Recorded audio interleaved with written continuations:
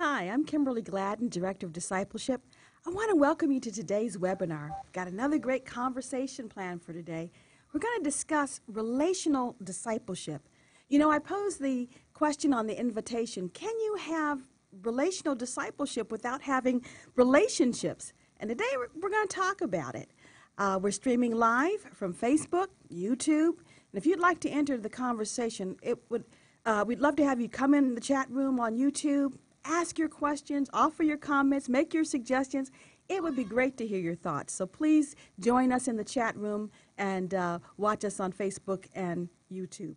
My co-host for today is, again, Reverend Dan Walker. And Dan, I think you're a relational person, so I think it's good you're here. I have become such, yes. Have you become such? Good. I like people like you. Okay, we're going to hear about some more about that. Awesome. And I'm going to hear a little bit of his story. But I'm so excited to welcome our guest today, Reverend Gina Colburn. She's the pastor of Trinity Wesleyan Church. And around this concept of relational discipleship, Gina's name just kept coming up. So we brought her on the webinar today to talk about it. I think by the end of the webinar, you'll understand why Gina's considered so relational.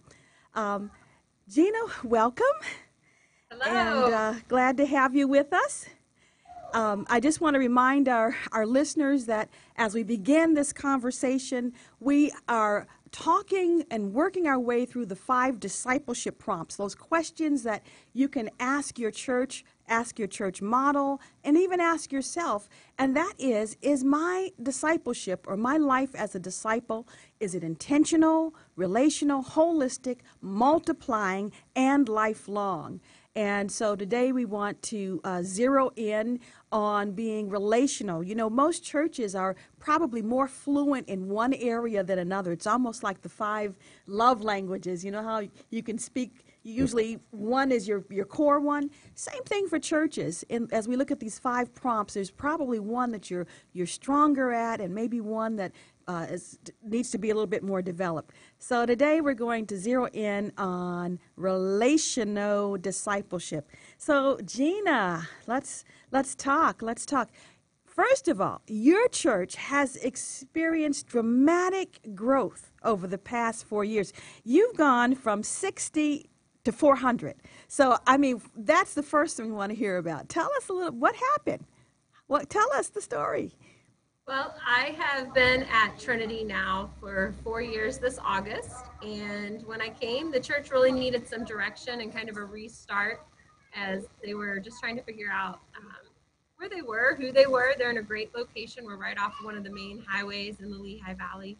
And so there was a good group of people, a good core of about 60 people. And so we just started to talk about what it would look like to reach 1% of the Lehigh Valley. And so our mission is to reach 1% of the Lehigh Valley with the love of Jesus Christ. Hey, could I stop 1 second? I just want to put a plug in to say that's intentional discipleship. You had a target. Sorry, that just caught. As soon as you said that, boy, there's intentional discipleship. Okay, keep going. Sure. Anyway, so I started talking about that, like within just a few months of being there, that we're going to reach 1% of the Lehigh Valley. And Allentown, Pennsylvania is the fastest growing city in the state of Pennsylvania. They're making suggestions that perhaps it'll outgrow Pittsburgh in the next 15 to 20 years. And so Allentown, the Lehigh Valley area, has around 900,000 people. So what would it look like to reach 1%? Well, that's 9,000 people. That's a lot of people. And for 60 people to grasp onto that dream and that hope of we need to be more intentional about reaching outside of our walls. So to do that, we focused inside of our walls just for a little bit, and we cleaned up the place. We made our children's area a place where all kids would want to go. I told them that it needed to not look like a nursing home, but rather a children's area. And so we painted and we made it lively, and we just put some intentional focus on being a place where families would want to be. And then from there, we just started doing some community outreach programming. One of the things that I love that we do is we have Connect cards each week, and for each Connect card that people fill out, we make a donation back to our ministry partner for the month. And so some of our ministry partners are a crisis pregnancy center, the homeless shelter. We've made a partnership with 2 of our local schools in Allentown that are at high risk, and we call it our R&R. It's Ritter and Ramos. And we provide uniforms. We're there every week in the classrooms. We just did a huge teacher appreciation thing. So I guess how we did it really is we just became really intentional in building relationships in our community for us to be able to reach our community that we're in. We're also a voting place. So one of the highlights of the last 4 years was election day, the presidential election. And we had around 4,000 people show up to vote. So from 6:30 in the morning until 9 o'clock at night, I was out in our parking lot parking cars of people who came out to vote. And we did hot dogs and water and donuts and cookies and took carts down the lines of people waiting to vote all day long. And again, just to reach people, to get to know our neighbors. So I think that's probably the biggest thing that I can say that we've done, and a lot of prayer, and a lot of walking in obedience wherever God says, this is which step I want you to take. Gina, that's a perfect example of just something that happens in many churches and the difference in someone who thinks relationally. Because lots of churches have, their voting places, but it's just kind of you walk in the door, you kind of wonder which way to go, try to follow the signs. It's a little isolated. And I'm just hearing, the relational part that, hey, we have people coming into the building. This is an opportunity for us to show some love and love on them, even though they're coming to vote. Let's show some love. And so we're just kind of seeing, right off the bat, not only your intentionality, but how you're using opportunities to their fullest. So the church starts growing, and now we have that's a big change from 60 to 400. How does that change the dynamics of the church? Oh my goodness, it is a huge change. So one of the things that we had to do now, it'll be a year and a half ago, is we had to go to multiple services. So to change a church from one service to 2 services was a really hard adjustment for some, because the old saying of, I won't know everybody anymore. Well, you really didn't know everybody to begin with, but now you may not even see the same people. And so we did that intentional move to be able to create more options and spaces. We needed the spaces at that point. We were filling up our sanctuary, and so that was one of the changes that came that people adjusted fairly well to. Now we're at a season where we're looking at a 3rd service, and I kind of am shaking my head a little bit about that, just myself, on what that means as a staff and as for me to go to another service. And people are handling it pretty well. It also changed the dynamics of just how we operate. Again, the board is learning the different changes that comes for them when you're not making the day-to-day decisions anymore, but you have a staff that's kind of making those decisions, and they're in the details, and you're just more or less being the checks and balances and making sure that we're following policies and keeping to our budgets. So those are some of the things that we've dealt with the most. Is just the dynamics of how everybody operates and how we worship and how drastically different that looks. Gina, can you talk a little bit more about that as well? Concerning, with 60 folks, you can, as the pastor, be connecting with a lot of them at a decent level compared to coming up on 400 where it ain't going to happen anymore, right? So can you talk a little bit about that, your personal relational discipleship mode, and then what systems or how have you ramped up the church to step in to relational discipleship along the way also? Has it been events or has there been purposeful training? But what does that look like from you personally to the church having to be that relational piece? I think that's perhaps been the hardest on me personally, because I am highly relational. And you've probably heard it said that when a church reaches 200, all systems break, like all processes, everything that worked before all of a sudden doesn't work. Yes, I'm experiencing that. We are in the process. This whole summer, really, we're focusing on all of our processes and how we manage things as a staff. And one of the things that I'm having to do is realize that I will no longer be intimately involved with every person that comes in the door. Meaning I may not know everyone's story. A staff pastor may know that, or their small group leader. And Right. So I'm becoming intentional about feeding into my staff and my vision team. And then out of that, they need to be intentional about feeding into those around them. It has been an adjustment. I remember as we started, and I hired a assistant for me that was going to start handling my appointments, just that small thing that you couldn't just call me and set an appointment up, but you had to call the office. And so I sent out an email and I approached it. I said, hey, I want to still be able to meet with you and talk to you, but at this time, instead of calling me when you have a need, we need you to call the church office and get that on my calendar. And then I would say, from the front saying, hey, we're so excited about all that's happening here, but my schedule is full and we still want it to have spaces for you to come in and speak to me if you need something. So if you could just call and take care of that through the church office, I would appreciate that. One of the other changes was we took my cell phone out of the bulletin under Good contact call. Yeah, because that was a lot. Yeah.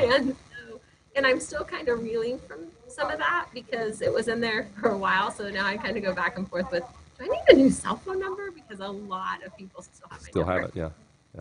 And, we live in this world of social media. And so it's not just like people call you or text you or send you an email. They now Facebook private message you or Instagram a direct message, Snapchat you, all ways that you are connected to people.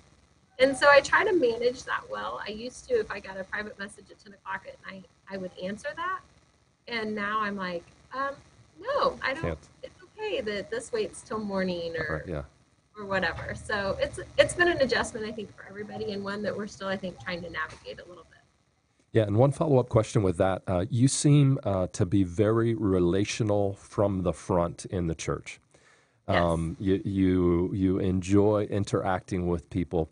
Can you give some of the behind the scenes? Is all that just you? Is it just kind of what flows naturally? Because some people it just flows naturally. Or were you intentional as the church grew to say, I'm going to have to continue to take that public sphere to make relational connections with people in a group level because I can't make them individually? But whether natural or whether you had to work on it, what are some of the things you do to try to take those group experiences to make those relational connections happen? I wanted you also to back up just for a second to give an example. Dan, she Great. told me a great story, and I want to lead into that because Awesome, I want her to jump from that. But you told me a great story about what it meant for you personally to be relational. That this, if you could share a little bit of that story, I just thought how cool. And then that's going to take. Then we're going to jump Right in into it. because I don't want to. I don't want folks to miss this part. So, Great. Gina. So I am naturally relational. That is something that I do naturally. One of the things that I tell my church people that we have to be intentional about building relationships with everybody we see. That doesn't mean everybody will be your best friend, but you're going to come in contact with people at the grocery store, at the bank, at the park, but at your restaurants, the people who desperately need Jesus. And so people tease us that we have a relationship or we have a ministry to waiters and waitresses because we go out to eat a lot or whatever, and we tend to build relationships with the ones waiting on us. And so about a year and a half ago, a new restaurant opened just down from the church, and we started going there regularly. And we realized that there was 3 waiters and waitresses that we had mostly. So now we request these 3 every time we go in. And if they're all working, they get a little jealous on who gets to wait on us. But our church made these pens that are really nice pens that have a stylus on one end that you can use with your smartphone as well. And so I tell people, take these pens with you, and the next time you go out to eat, a pen is like $1 million to your waitress. They're always looking for a pen. And so leave that for them, and then you're just a connect point back to the church. So I left these pens for these 3, and one of them came to me last June, I believe, and she was waiting on us that day, and she told me she's in her 20s, and she said, I've been given a gift, but I don't want it. And I knew immediately she was telling me that she was pregnant, and I said, I know it's not what you planned, but I'll walk with you, whatever you decide. And she said, well, I've already made the decision. I've scheduled my abortion. And I said her name, and I said, is there any way I can change your mind? I said, I will help you find a family. I will help you take care of this baby. Is there just anything I could say? And she said to me, don't judge me. I've already made my decision. And I said, I'm not judging you. I will walk with you no matter what. And so over the next couple of weeks, every time I went in, we would talk about it and she would cry. And I just, would say to her, I love you. I'm going to support you. But would you just think about a different option? And she said, no, I've made up my mind. And I said, okay, well, I'm going to walk with you through that too. And so then it was like the first week of July or something to that effect. And I went in and she met me at the door at the restaurant. And she said, I just want you to know I'm going to do this. And I said, yeah, I know. And I told you I'd walk with you. And she said, no, I'm going to keep the baby. And so this Wow. March, I got to be there the day that she had that baby. And I held in my hands a true miracle. I'm going to try not to cry, as her death date had been set, but God had already set her birth date. And so one of the ways that I felt like to be authentic in walking with her as a single mom who's a waitress, I babysit for her one day a week. And so on Wednesdays, I leave my office at about 1 o'clock and I go home and I get to watch this sweet little baby. And she goes to church with us on Wednesday evenings. And then she comes and picks her up when she's done working. But that's what I do. And the other two the one's a waitress and one's a waiter there, come to church.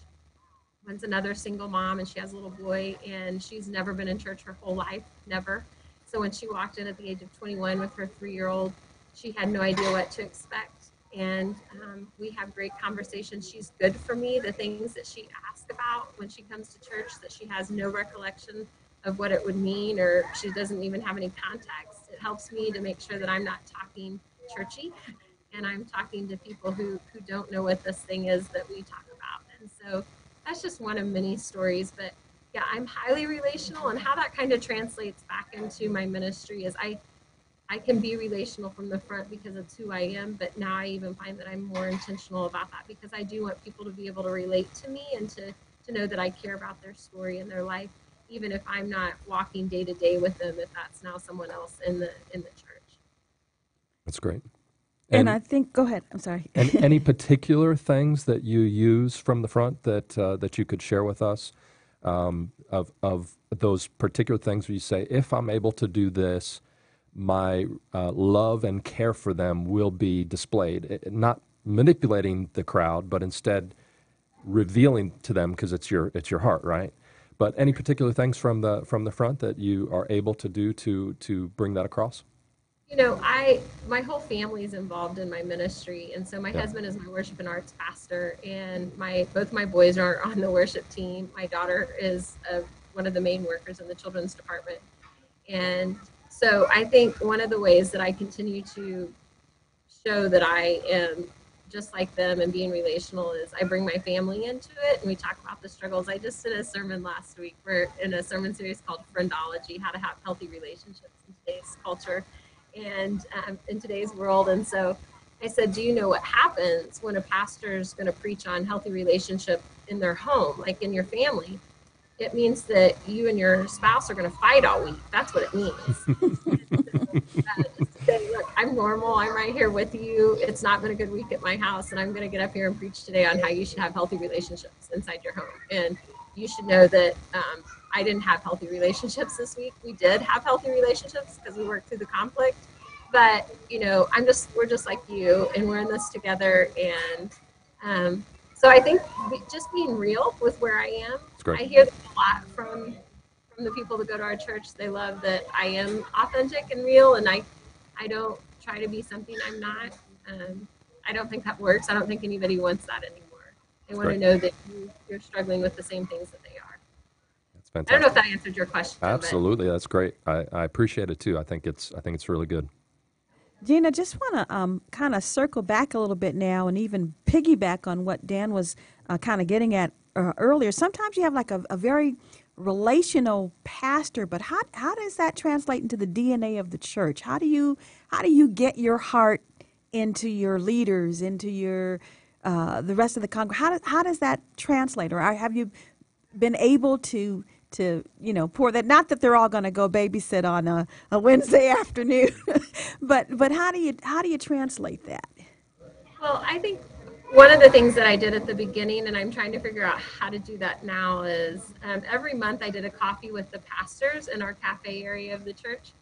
And so I would have our leaders, out of our 6 vision team members, I made 2 of them pick which ones they were coming. So that there was always some vision team members there. But for new people or people who just wanted to know more about the church, and it was about an hour long, and we would just spend time talking about who they were, what makes them like Trinity, what brought them to Trinity, and then they would get to hear from me and my heart. They would also get to hear the heart of the other leaders.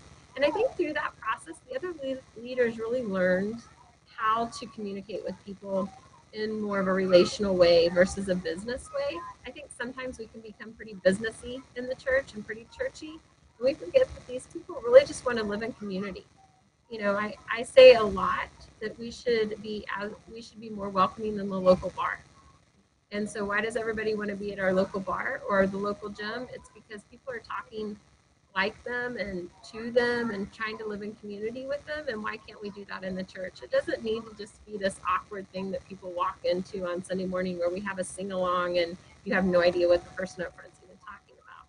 It needs to be more relational, which is why the cafe is such a big deal in our church, and probably one of the biggest things we need to address because we've grown so much. But I think that's how we've gotten into the DNA also.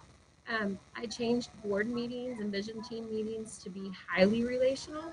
So I start with pretty pointed accountability questions for my vision team, like, how's your relationship with your spouse?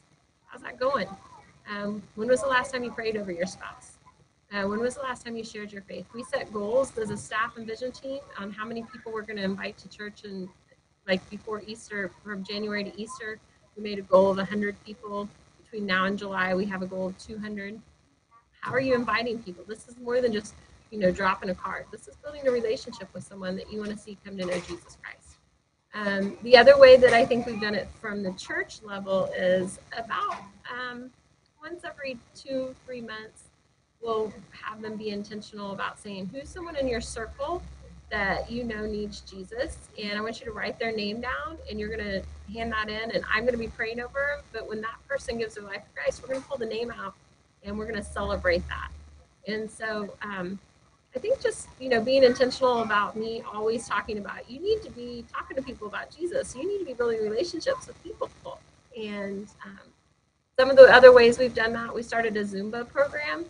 And so we have a Zumba ministry. We have Zumba in the church all but Wednesdays and Sundays. About 200 women come through the church each week to do Zumba. Crazy.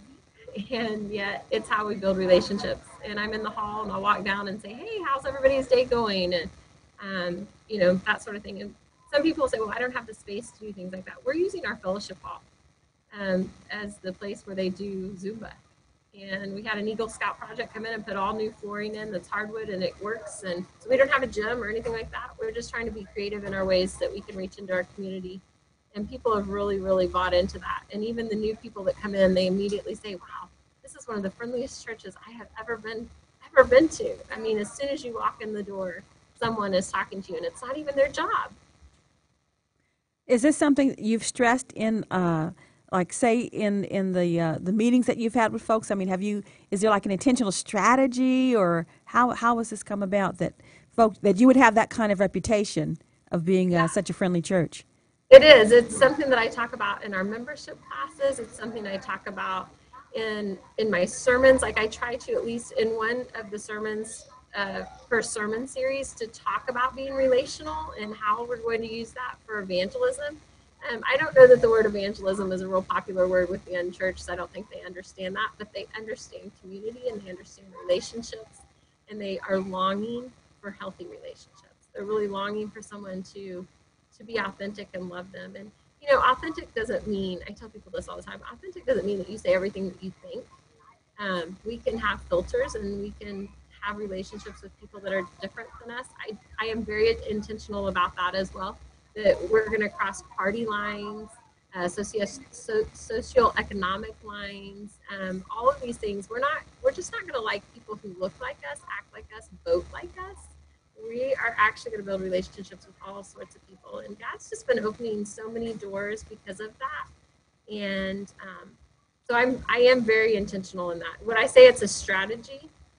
Probably, because it's who I am. And if we are going to reach 1% of the Lehigh Valley, it will be because we are going to do that through relationships. One of the things that we're looking at doing this year is opening a coffee shop in our neighborhood, not in our church, but in our neighborhood, where it would become the hub of that community. We would offer after-school tutoring and counseling, and just a place for young adults and kids to come and have a cup of coffee and do their homework, hang out, and that sort of thing. So all built around relationships, and the church is very excited about that. Very excited.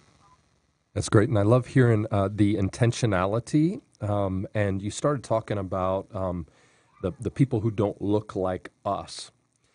Can you talk a little bit about that? What are the strategies you've put in place to move beyond the typical segregated church experience? How are you all pressing into that? What obstacles have you run into? What has started to be successful with you all in trying to break down the segregation walls within the church and be a community that is experiencing the diversity of the kingdom of God manifest in the local church? So I guess one of the people groups, for lack of a better term, I don't know that I like saying it that way, that we have been ministering to, and we have somewhere between 15 and 20 of them right now, is the LGBT community. So I, on any given Sunday, have, like I said, almost 20 in that community who come. And we have had amazing conversations. And I'll tell you how that happens. It happens because you have relationship with them. And some of them came through the Zumba program. Others now have come through other avenues. And so how we have addressed that is I did a funeral for one of their partners a year and a half ago. And I sent out an email to our leaders, and I said, I want each and every one of you at this funeral. And you're going to be the hands and feet of Jesus. Awesome. You're going to love people right where they are. And we had about 400 people in our small sanctuary that holds about 250 show up for this funeral.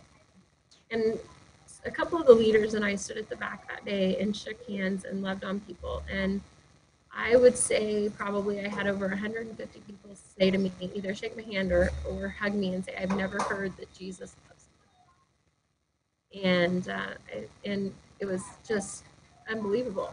And so one of the ways we're doing that is we're talking about the hot topics.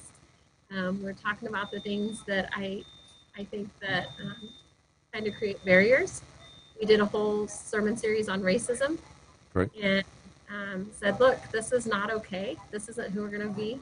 We have a great African-American gentleman who plays the drums for us, or I guess it's the congos. I don't know. It's one of the percussion instruments.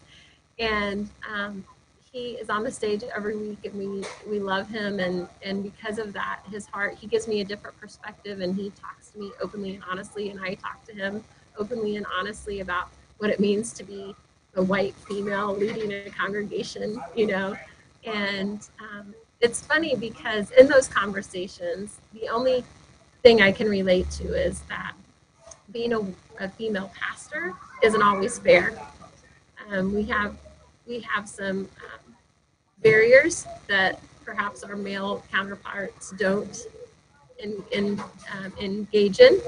And so that's nothing compared to what some of the African American community has faced, but that's the only thing I can relate to. And so I try to get on their level and say, well, this is what I've experienced. And so tell me how that relates to what you're experiencing. And then we share those things. So I bring them on the stage and we talk about it, or in the small group settings, and we say, hey, this is how this works. We want to have open, honest conversations, but let's make sure that we have one clear focus, and that is Jesus. At the end of the day, it's to draw all of us closer to Jesus. It's not to divide us. And Jesus came for all people, no matter their skin color or how much money they make or what their sexual orientation is. He came for all people, and he is in constant pursuit of them. So that's kind of the ways that we're addressing it. We're just being open and honest, and I get up and say when I don't have the answers, and I say these definitely in these meetings that I have one-on-one with some that come to our church. Look, I don't have all the answers, but this is what I know. And if I can help you in your faith journey, that's what I want to do. We're talking with Reverend Gina Colburn from Trinity Church about relational discipleship. So we just want to remind you that if you have questions or comments, you want to hop in on this conversation, please do so. You can do that online. Gina, I want to just press a little bit. There's probably a lot of good things we can chew on there. Lots of good stuff. Yeah, Dan will be coming back with a question in a moment. But I want to. This is some things that maybe doesn't always happen at a church. When you talk about being welcoming, when you talk about reaching diverse people, pushback. Are you getting pushback? Two things I want to ask you. One, are you getting pushback, and how has that affected the congregation? And two, with the congregation being so relational, do you ever get the sense that the relational piece maybe is edging out some of the other pieces if we were to look at that 5 discipleship prompt? So just kind of a twofold question. So I think that how has the church handled it? I have a couple in my church that has been attending Trinity for 56 years. They are in their 70s. She worked for United Wesleyan College because it was in Allentown, just a few miles away from our church before it closed. And every church needs this couple in their church. Like I said, they're in their 70s. And he said to me shortly after I came that he went out and bought him some Nautica jeans so he could wear those to church instead of his suit so that he could relate to any and everyone who walked through our doors. Wow. That's great. And their influence on the core of people is huge because they have discipled them. They have been there through the good, the bad, and the ugly of Trinity. And so if there has been any type of pushback, when you have kind of the matriarch and the patriarch of the church that's been there that long, stand and support and just cry. I mean, every week, almost he's in the back just crying at what God is doing. It really changes perspective. And I really talk a lot about kingdom. And so anytime somebody comes with pushback, although I've got to be honest, I've had very little. And so because I talk about it from the front, we do it on one-on-one and say, hey, look, this is about God's kingdom. And how will they know that Jesus loves them if we don't tell them? But more importantly, how will they know it if we don't show them? This isn't about just preaching to them. And to be honest, I have not preached one sermon against homosexuality. Everybody knows where I stand.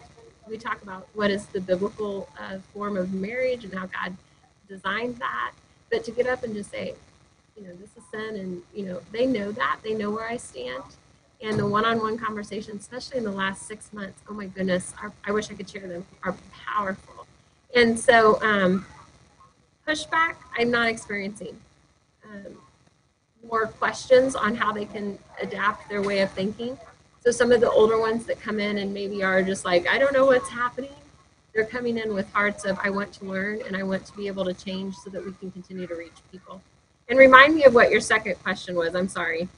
I was asking in terms of the 5 discipleship prompts, with relational discipleship just being one, in terms of the others, intentional, multiplication, lifelong, and the others. I was wondering if, in a general sense, because you're so relational, does that ever seem to like overshadow other initiatives in the church, or does it seem to like take get all of the attention, or how do you balance that out?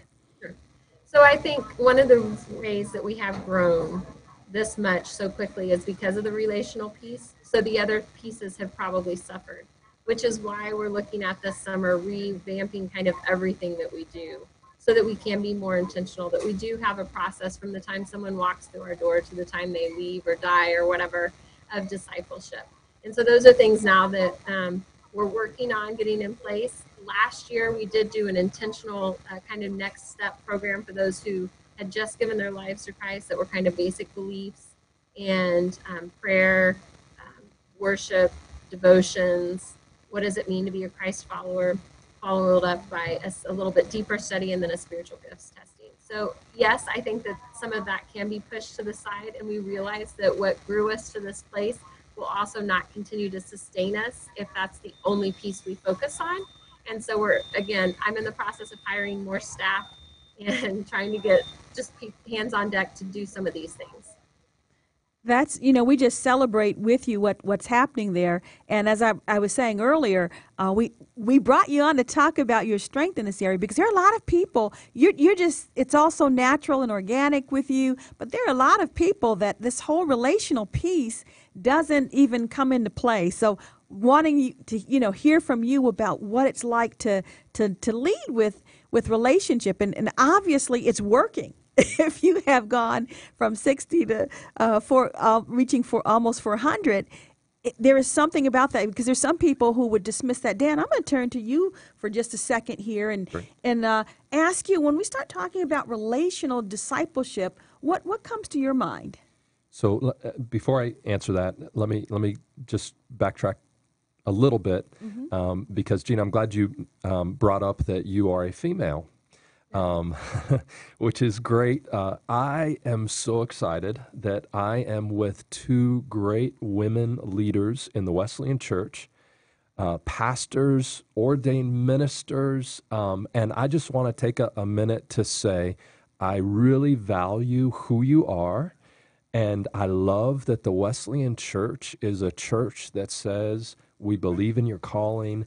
We know that you have a place not just to be in the church and be quiet, but to be in the church and to speak forth the word of God, to lead. And I think we would not have as rich a conversation today or about relational discipleship without you all standing up. And Gina, thanks for being honest as well, too, that there are some difficulties there. And that's not to minimize or, others have great difficulties as well, too. But I just want to say, as a male minister, I recognize that there's many people still in our world, in the Christian church, who do not recognize and value you for who you are. But that's not me. And there's a whole group of us who see in the Word of God and the calling of God, and then that is manifest in your activity in the community and in leadership, that affirms that what we see in Scripture is right. You have a calling and a place, and it's a very valuable place. So thank you, and it's an honor for me to be sitting among three of us and to be the only male at the table. It's not often that you get such an honor in Christian ministry, and I wish we had it more often. Particularly, and I'll take just 1 second to say my wife is amazing. She's an ordained minister, PhD, theologian, amazing, gifted woman. And so I get to witness firsthand the giftedness that comes from that. And so thank you for being who you are and stepping out into ministry in the way that both of you have. Now, with that, I've got to be honest. For me, I love the idea of having relationships. It's a really cool idea. If I knew how to do it, it would be awesome. My DNA is a reluctant relational person. I'm shy. I'm quiet. I want to be so relational. I want to have all the friends and naturally just connect with everybody. And in Florida, before I stepped out of the 12 years at Love in the Name of Christ, one of the people asked me, Dan, how do you so naturally just love all people? And I told him, honestly, I don't. Before Christ and before Christ's calling, it didn't happen for me. In fact, even after that, I came into the first local church, and a few years in, I recognized I serve God, and I preach the word, and I minister to people, but none of them are my friends. And I removed everybody else from my life because I was too busy with the call. You laid everything aside. And at a certain point, I recognized that I was laying aside things that God had not called me to lay aside. Relationships with people, right? And so for me, there's certain things in my life where I walk out my giftedness, but there's other things where when anybody recognizes that I'm a relational person, someone who loves others, I've got to say it is only Christ's love flowing through me, because in and of myself, I'm not a good lover of people. I want to be. I desire to be that, but find in myself I have no good gifts to offer. So, Gina, it's great to be talking with you today that it's somewhat the opposite for us. I'm that like, God have mercy on me, help me be that. And by God's grace, I think over the last 17 years of ministry, I have, though starting down the wrong road, quickly you find life is unhealthy and messed up when you don't have good relationships in your life. And it really forced me to reevaluate and dig into the love of Christ and allow that to flow through as a gift that is not of me at all. Dan, I happen to know something about you, and that's boy. why I call. Well, I know a lot of things boy. about you, Dan, but I'm only going to share one thing right Okay, now. good. The whole point that your confession that, hey, because a lot of folks are sitting out, they're listening, and they're saying, that is Good for not Gina. She's me. awesome. Yeah, Gina, that's awesome. You can do that, but I could never do that. But then I happen to know that God worked on your heart and brought you into a situation. You were working with homeless individuals, and even though you would say that might not be my primary discipleship language, tell us about what God did. There was a case where you got kind of close. Very much so, and for me, I was at what we later called Victory Life Wesleyan Church in Merritt Island, Florida. We were there first, me by myself, and then when Joanne joined me when we got married. But we were there for 8.5 years, and my first few years as a single man, I read in the Scripture that when a stranger comes, you welcome them in, and when somebody's hungry, you feed them, and so it was natural for me. We had a 4-bedroom parsonage. It was me and my 70-pound boxer, and so we opened up the parsonage, and for 2.5 years before I met and married Joanne, I lived with the community that did not have a home. My home became their home, and we shared it at the church.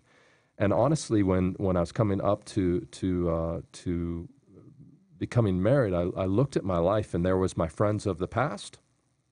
There was some people in the church, but for the most part, my closest friends were the men who lived with me. And there's nothing wrong with that in one sense, in the sense of, these were the people closest to me. We lived together. We were in community together there in the church every day. But then also there was a recognition for me that all of my life was with people who were coming without health. And I think that helped me open my eyes also.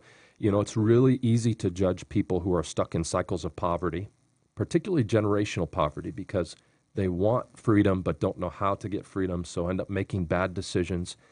And I really recognized there was a lot of guys there who they had plenty of friends, but no friends that could stand up when they needed somebody to lean on, right? And I think I came to grips at that point as well, recognizing that the only people in my life were the people I was serving, and that were coming completely disconnected, maybe very much connected to spirituality and to God, but to the place where we could have a mutual, caring, giving back and forth relationship. It was a difficult time for me. That gave great passion to me to care for folks, but also to come with healthy relationships, a more holistic discipleship model, if I could say, using one of our prompts, where it is a holistic process coming to the table. Thank you, because, folks listening, you can say, hey, at least I'm doing a little better than Dan. Here's what not to do. Here's what not to do. Gina, I want to turn back now and throw the question out to both of you. As we think about discipleship models, as we think a little bit about that, are there any ways that we can think of that we can build relational discipleship into our models? Are there, I know you're thinking of revamping some things, and we're just having, honest conversation today. These are things that all of our churches we're looking at, we're walking through. Some of us are in different places on the different ones, but we're together trying to ask these questions and think about this whole concept of relational discipleship. So, Gina, I'm turning back to you now and asking, you have some thoughts that you might have about intentionality in the area of relational discipleship? One of the things that I think Jesus modeled for us so well was how he discipled, and he did that through relationships, and he also did it in the big crowds. But when I look at his interactions with people, he went into the community. You think of the woman at the well, so you think of the well as being maybe our local coffee shop. He went in and he found them right where they were. They were hurting, they were needing something, and he had what they needed. And then he also showed up in the courtrooms of people's lives. I think of the woman caught in adultery, and she was getting ready to be stoned. And so even though the courtroom was outside, that's where Jesus showed up. He did discipleship. He showed them exactly what it meant to be loved and that their lives could be transformed if they had a relationship with him. And then he had his 12, right? The 12 leaders who were just wonderfully awesome and also broken and messy. And he did life with them. He spent time investing in them. And then he had those 3 that were really close to him that he invested maybe even a little bit deeper level. And then he had the large crowds, of course. But I think so for me to be intentional, and I think for the church to be intentional, the relationship piece has to be pretty high on the priorities, because without relationship, people don't care what we have to say. When I think about all the different things and conversations I'm having with people who are completely unchurched, who have never walked through the doors of a church, they really don't care who Jesus is or any of that until they know that I care about them. And you only can do that through relationships. And so that's something that is really, I'm intentional about telling people, look, you want to get to know your neighbor. And the only way you're really going to do that is if you sacrifice your own time and your own will and your own stuff so that you can have time for these other things that God's calling us to. And so we need all of the pieces, all the pieces of discipleship. And I really think it starts with the foundation of relationship. And I say to you, Dan, you're right. Not everybody is high relational. I get that, but you can surround yourself with people who are. And because I know that I'm highly relational and I need help in some of the other areas.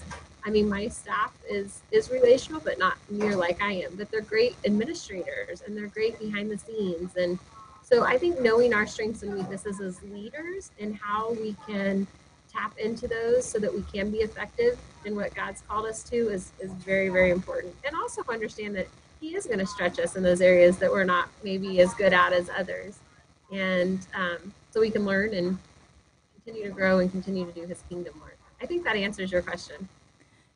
I was thinking as you were speaking, Gina, I was thinking of an experience that I had, and in terms of people, if you are open to them wanting to talk and wanting to have religious conversations. I remember one time I was on a cruise, and I was in line to check in, and I had my books with me, a stack of books, and people turned to me. They said, "Why do you have those books?" I said, "Well, I want to read." And they said, "Do you know what kind of cruise this is?" And I'm like, "No." They said, "Well, it's a heavy metal rockers cruise." Okay, didn't know that. But as I got on the cruise, it was so interesting, particularly people who were struggling with their sexuality. Once they found out that I was a minister, and this had never happened on any of my other trips, they started setting up appointments to meet with me on the cruise. I felt like on the cruise, one after one, wanted lunch, can we meet? And for them, it was the first time they felt that, hey, I can sit down. Now, they quickly learned my stance, and I quickly told them, where I stood. But they felt comfortable enough to sit down and have conversation. And they said that just being approachable, just having a conversation. And so I'm saying that to say that this whole concept of being relational, just opening ourselves, just being open at least for conversation and for presence, and to have even those tough conversations, with folks. So I'm just excited about what God's doing there. When we think about also this whole concept of relational discipleship, there's a discipline aspect to it, that our lives are so busy, particularly here in the American context. We're just busy. And our clergy lives are tremendously busy. So if we're to have relationships, there's also an aspect of discipline, I think, that comes in. And I continue to work on that, even with I continue to challenge myself, because sometimes you feel like, what little time I have, I just want it for myself. And God has called us to be in those relationships with His model of the 3 and the 12 and the 120 and the 3,000. And so, just any other thoughts that you want to share with us? you heard Dan talking, so he was saying, he was representing those who say, hey, I'm not the most relational person. Gina, any other thoughts of some of the things that your church has done, or things that you've done over the years that kind of show that hospitality or show that relational aspect of a church? Anything else come to mind, or a story that comes to mind? I think one of the things, again, that we've just been intentional about is finding, if we're to reach the people that are struggling with, whether it's the homeless, the hungry, the kids, whatever, what are the avenues that are already out there that we can partner with? And so I was very intentional before I came to Allentown of building a partnership with the local school district of where I lived in the Midwest. And so when I came to Allentown, that was one of the things that I thought I should really work on. And it took me a long time. Like I said, I've been here 4 years. And finally, in February, I had a meeting with the school superintendent of the Allentown School District. And we sat down and we really talked about what it would look like for community partnerships. What if each public school had one nonprofit and one business partnership, and those nonprofits being churches? And they were able to come in and help in the classrooms and do different things like that. And so when God opened the door for one of these schools, it's about 20 minutes from our church. It's actually about 25 minutes. And I was really ridiculously having a bad attitude about it. Like, I didn't have pastorally thoughts. And I was driving my first day to go and volunteer there. And I was like, God, why am I driving 25 minutes from the church? I mean, there are schools right beside our church. I don't understand why you've opened this door, but whatever. So I get there and I'm assigned to a classroom, and I go up and I'm in a kindergarten classroom, and the teacher's like, who are you? Why are you here? And I said, well, I'm with Trinity Wesleyan Church. And she's like, yeah, I get that, but nobody comes down here and helps. And I said, well, I'm really sorry to hear that. And she said, well, what do you do? And so I'm like, oh, here's where I have to admit I'm the pastor. And I said, well, I'm the pastor. And she's like, oh. She said, where is your church at? And I told her where it was at. She's like, on Centronia Road? And I go, yeah. And she says, oh my goodness, I vote there. I live a block from your church. And as soon as she said it, it was as if God said, see, Gina, I really do have all of this. You just have to trust me. And now I can tell you story after story of us driving to the school 20, 25 minutes away, and the connections they have back to our church, and the people that they know, and the conversations that we're having, and the relationships that we're building, because God knew that Trinity Wesleyan needed to be at that church. And maybe someday he'll open up the doors for us to be in the one right in our neighborhood. But right now he's got it all, and we just have to trust him. So he does well at hitting me over the head with a 2x4 when I need it. But I would just, I guess, encourage people to walk through those doors, even if it doesn't make sense. You may never see on this side of eternity how it fits into the plan, but I promise you it does. You just have to stay the course and keep walking through those doors that God gives you to walk through. Gina, I think that's good, and I want to say the same for those of us out there who aren't naturally relational people. For me, I would say today, I love those relationships, but it's not out of me, right? And so for those of you out there who may be saying, man, I don't see it, or I can't do it, that's what the gift of God is for. It's a gift that he bestows. Sometimes we have to walk through it, not because it flows naturally, but because we say, God wants me to love, God wants me to be relational, God wants us to be in that school, we're going to be obedient. And then watch God do something bigger than us, right? And then next thing you know, the person who's not relational finds that love flowing. The school that shouldn't be a good connection becomes the good connection. And you look back and say, God knew what he was doing the whole time. He's in control. We just need to be obedient, walk through it with him.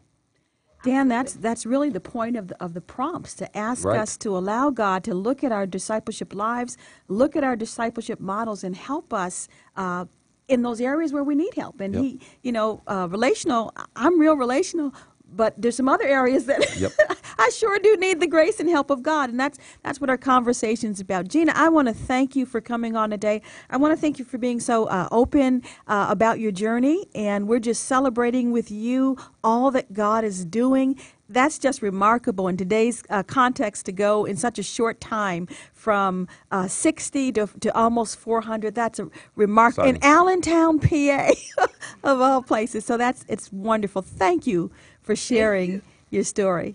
Yes, thanks for having me. It was great. And, you know, as you said, just because I'm relational doesn't mean I'm killing it on all the others. And I need people, and I need God, and I need God's grace to help me in those areas. So I have to That's good. sometimes schedule my non-relationship days. How's that? Yeah, That's great. what these webinars are all about. We're just iron sharpening each other in various areas. So thankful also to Dan for sitting in. So thankful to those of you who are listening. I want to close with just a couple of announcements.